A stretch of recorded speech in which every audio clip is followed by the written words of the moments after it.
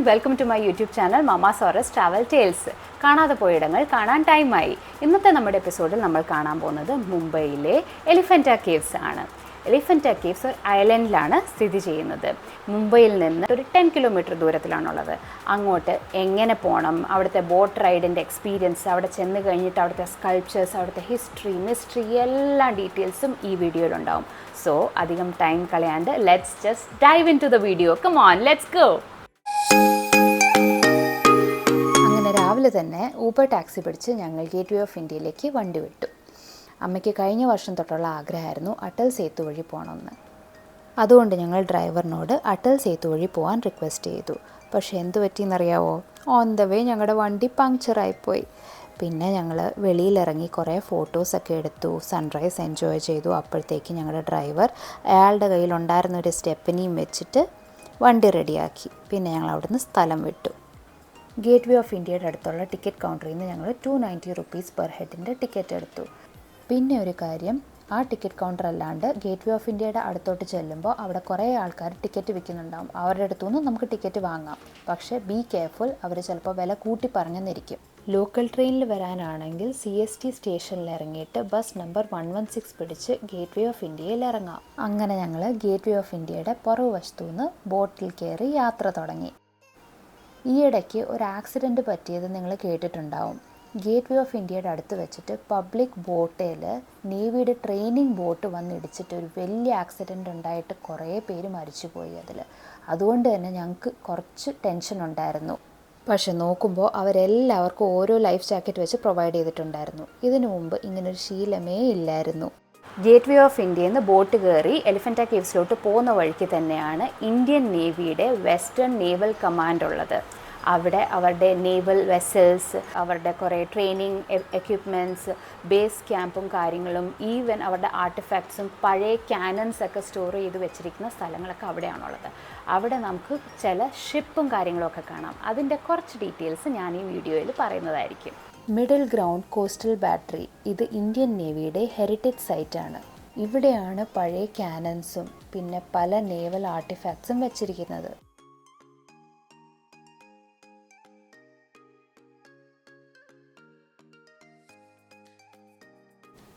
ഇതാണ് ഇന്ത്യയുടെ Priya 25 offshore supply വെസലാണിത്. ഇതിന് ഹെലിപാഡ് ഉണ്ട്, offshore operations and logistics നടത്താൻ വേണ്ടിയിട്ട്.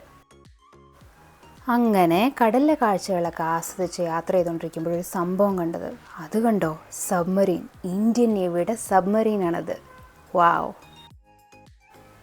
സൂക്ഷിച്ചു നോക്കിക്കോ, ഇത് വാനോഡ് എന്ന് പറഞ്ഞ ഡച്ച് കമ്പനിയുടെ ഡ്രെഡ്ജിങ് ഷിപ്പാണ്.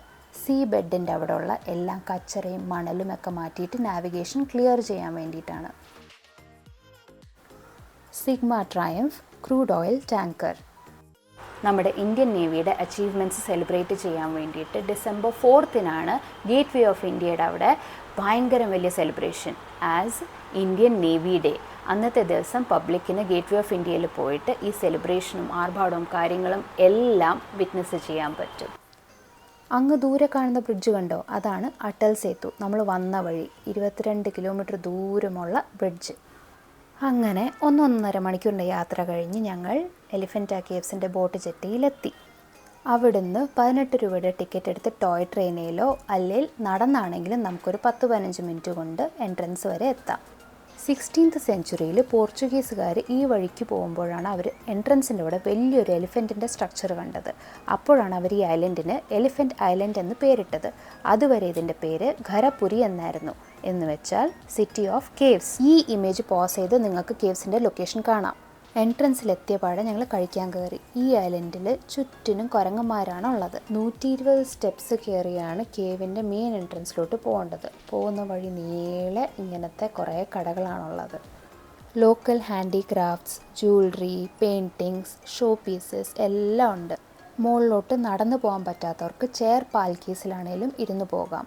1 വേ 1600, 2 വേ 2000 ആണ്. മെയിൻ എൻട്രൻസിൽ എത്തിക്കഴിഞ്ഞാൽ നമ്മൾ 45 റുപ്പീസിൻ്റെ കേവ് എൻട്രൻസ് ഫീ ടിക്കറ്റും കൂടി എടുക്കണം. ഈ ബോർഡിൽ എലിഫൻറ്റ കേവ്സിൻ്റെ ഫുൾ ഹിസ്റ്ററി എഴുതിയിട്ടുണ്ട് ഡീറ്റെയിൽ ആയിട്ട്. ഇതാണ് നമ്മുടെ മെയിൻ കേവ്. കയറുമ്പോഴേ നേരെ മുന്നിൽ കാണുന്നതാണ് ത്രിമൂർത്തി സദാശിവൻ്റെ സ്കൾപ്ചർ. ഈ കേവ്സും ഇതിലെ എല്ലാം സ്കൾപ്ചേഴ്സും ഏകദേശം 1500 വർഷങ്ങൾക്ക് മുമ്പ് ഉണ്ടാക്കിയെടുത്തതാണ്. ഏകദേശം 5th century to 7th century AD. ഡേറ്റ്സിനെ കുറിച്ചുള്ള കൃത്യമായ ഇൻഫർമേഷനൊന്നും എലിഫൻറ്റ കേവ്സിൻ്റെ ഹിസ്റ്ററിയിലില്ല. എന്താണെന്ന് വെച്ച് കഴിഞ്ഞാൽ, ഞാൻ ആദ്യം പറഞ്ഞില്ലേ, പോർച്ചുഗീസുകാർ ആദ്യം എൻട്രൻസിൻ്റെ അവിടെ വന്നപ്പോൾ ഒരു വലിയ എലിഫൻറ്റ് സ്കൾപ്ചർ കണ്ടെന്ന്. ആ എലിഫൻറ്റ് സ്കൾപ്ചർ ഇപ്പോൾ ജീജാമാത ഉദ്യാൻ മുംബൈയിൽ തന്നെ ഉണ്ട്. പക്ഷെ അതിൻ്റെ കൂടെ അവർക്ക് കുറേ റോക്ക് കാർവിങ്സ് ഒക്കെ കിട്ടിയിരുന്നു. അതിൽ എലിഫൻറ്റ കേവ്സിനെ കുറിച്ചുള്ള എല്ലാ ഇൻഫർമേഷൻസും ഉണ്ടെന്നാണ് പറയുന്നത്.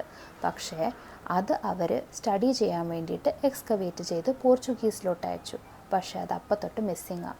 അതുകൊണ്ട് തന്നെ നമുക്ക് ഒരു ഇൻഫർമേഷനും ക്ലിയർ ആയിട്ട് ഇല്ല. ഈ ഐലൻഡിൽ ഏകദേശം 7 കേവ്സ് ആണുള്ളത്. അതിൽ 5 മഹാശിവൻ്റേതും 2 ബുദ്ധൻ്റേതുമാണ്. ആ കാണുന്ന ഗർഭഗൃഹത്തിൻ്റെ അകത്താണ് ശിവലിംഗം ഉള്ളത്. പോർച്ചുഗീസുകാർ വരുന്നതിന് മുമ്പ് വരെ ഇവിടെ പൂജയും കാര്യങ്ങളും ഒക്കെ നടന്നുകൊണ്ടിരുന്നതാണ്. ഇവിടെയുള്ള സ്കൾപ്ചേഴ്സിൽ ഏറെക്കുറെ എല്ലാം തന്നെ നശിച്ച സ്ഥിതിയിലാണുള്ളത്. എന്താണെന്ന് വെച്ച് കഴിഞ്ഞാൽ 16th സെഞ്ച്വറിയിൽ കിങ് ഓഫ് അഹമ്മദാബാദ് ഈ സ്ഥലം സറണ്ടർ ചെയ്തു. ആർക്ക്? പോർച്ചുഗീസുകാർക്ക്. എന്നിട്ടെന്ത് സംഭവിച്ചു? ഈ പോർച്ചുഗീസുകാർ ഈ സ്ഥലം യൂസ് ചെയ്തിരുന്നത് ടാർഗറ്റ് പ്രാക്ടീസസിന് വേണ്ടിയിട്ടായിരുന്നു. അപ്പോൾ അവർ ഈ എല്ലാം സ്കൾപ്ചേഴ്സിൻ്റെ പുറത്ത് ടാർഗറ്റ് പ്രാക്ടീസ് ചെയ്ത് എല്ലാം പൊട്ടിച്ച് നശിപ്പിച്ചു. എന്താല്ലേ ഇതൊക്കെ കേൾക്കുമ്പോൾ ദേഷ്യമാണ് വരുന്നത്. ഇതുപോലെ നമ്മുടെ ഹിസ്റ്ററി ആരൊക്കെ നശിപ്പിച്ചിട്ടുണ്ട്? പോർച്ചുഗീസുകാർ, ബ്രിട്ടീഷുകാർ, ഔറംഗസേബിനെ പോലത്തെ എത്രയോ രാജാക്കന്മാർ. ചില കേവ്സിൽ ഇതുപോലത്തെ വാട്ടർ ടാങ്ക്സും ഉണ്ട് കേട്ടോ. ഈ ഐലൻഡ് നിറച്ചും മങ്കീസാണ് കേട്ടോ. സൂക്ഷിക്കണം. കയ്യിൽ ഫുഡോ ഡ്രിങ്ക്സോ ഉണ്ടെങ്കിൽ അവരെല്ലാം തട്ടിക്കൊണ്ട് പോകും. ഈ കേവ്സിൻ്റെ മെയിൻ്റനൻസ് ആർക്കിയോളജിക്കൽ സർവേ ഓഫ് ഇന്ത്യയുടെ അണ്ടറിലാണ്. ഇതിൻ്റെ തൂണിലും സീലിങ്ങിലും ഒക്കെ ഇപ്പം നമുക്ക് സിമെൻറ്റും കമ്പിയൊക്കെ കാണാം. അത് വെച്ചിട്ടാണ് അതിനെ സ്ട്രോങ് ആക്കിയേക്കുന്നത്. പിന്നെ ഒരു മെയിൻ കാര്യം പറയാൻ വിട്ടുപോയി. Elephanta caves UNESCO world heritage സൈറ്റാണ് സിൻസ് 1987. ഇതിൻ്റെ ബ്യൂട്ടി കാണാനും ഇതിനെപ്പറ്റി പഠിക്കാൻ, ഇതിൻ്റെ ഹിസ്റ്ററിയെ പറ്റി പഠിക്കാൻ വേണ്ടിയിട്ട് all over the world international tourist വരെ ഡെയിലി ഇവിടെ വരാറുണ്ട്. കേവ് നമ്പർ 5, 6 and 7 അൺഫിനിഷ്ഡ് ആണ്. സ്കൾപ്ചേഴ്സ് ഒന്നും ഉണ്ടാക്കിയിട്ടില്ല. ഇവിടുത്തെ കുരങ്ങന്മാരോട് ടാറ്റ ബൈ ബൈ പറഞ്ഞിട്ട് ഞങ്ങൾ മെല്ലെ ഇവിടെ നിന്ന് ഇറങ്ങി. മൺഡേസ് എലിഫൻറ്റ കേവ്സ് ക്ലോസ്ഡ് ആണ് കേട്ടോ. അത് ഓർമ്മ വെക്കണം. ഐലൻഡിലോട്ട് വരാനുള്ള boat timing 9 AM to 3 PM ആണ്. അതേസമയം തിരിച്ചു പോകാനുള്ള ലാസ്റ്റ് ബോട്ട് 5:30 PM ആണ്. നല്ല ചൂടായിരുന്നു. കുറച്ച് ഐസ്ക്രീം കഴിച്ചിട്ട് പോകാമെന്ന് വിചാരിച്ചു. അങ്ങനെ ഞങ്ങൾ അടുത്ത ബോട്ട് പിടിച്ച് തിരിച്ചു പോകാമെന്ന് വിചാരിച്ചു. മുംബൈയിൽ വരുന്ന ആരാണേലും ഒരു ദിവസമെങ്കിലും കണ്ടെത്തിയിട്ട് ഇവിടം വരെ വന്നു പോകണം. മസ്റ്റ് വിസിറ്റ് ഇടങ്ങളിലൊന്ന് തന്നെയാണിത്. ഇവിടുത്തെ കേവ്സിൻ്റെയും സ്കൾപ്ചേഴ്സിൻ്റെ ഭംഗിയൊക്കെ പറഞ്ഞറിയിക്കാൻ പറ്റാത്തതാണ്.